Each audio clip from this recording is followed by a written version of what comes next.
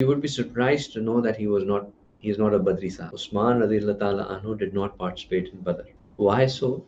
It so happened that when Rasulullah sallallahu alaihi wasallam decided to go out, and when they were going for Badr, they weren't going for with the intention of battle. What had happened was that a caravan was coming from Syria towards Makkah, and this caravan was a caravan in which every single person from Makkah had invested in. So basically, what would happen was that if there was a caravan that was going, people would invest with that caravan and they would say that go and trade on our behalf, and whatever profit you make, we will make out of that.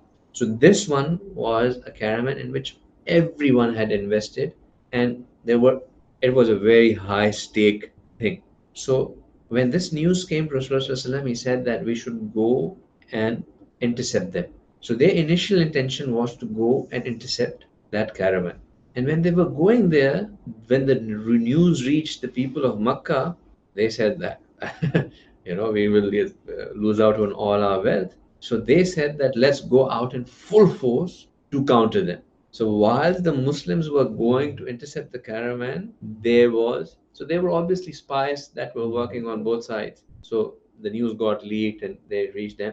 So they came in from the other side to intercept the Muslims that were going. Now the Muslims who had come out intercept the caravan. At max, they had few of them who had a sword. Others had a couple of sticks in their hand, and majority of them were bare hand. Right? And Rasulullah had not even announced that we are going to go and do any battle.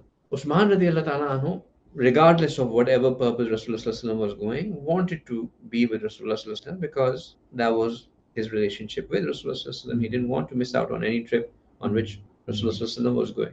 But Rasulullah said to him that Usman, your wife, daughter of Rasulullah, Ruqayyah radiallahu ta'ala anha, is unwell. There is no other family member of hers, a male, in this city. If God forbid something happens to her behind you, then who would look after her? So you stay with her. Now he said, but Ya Rasulullah, if there happens to be a battle, this will be the first battle, I will miss out on that battle. He said, Usman, if the battle does happen, then I assure you that you will be considered among those who did participate in that battle, and you will get the sawab of that as well. So whilst he didn't go to that battle, he had the assurance from Rasulullah that he would be among them. And not only that, he said that whatever bounty of war that we get, you would even get a share in that. So Usman radiallahu ta'ala anhu was given the privilege. For sure, inshallah, the sawab was there. And then he also had the privilege of getting the bounty that came from that battle as well. And it so happened that on the same day, and again, we think about these things, we should reflect on them.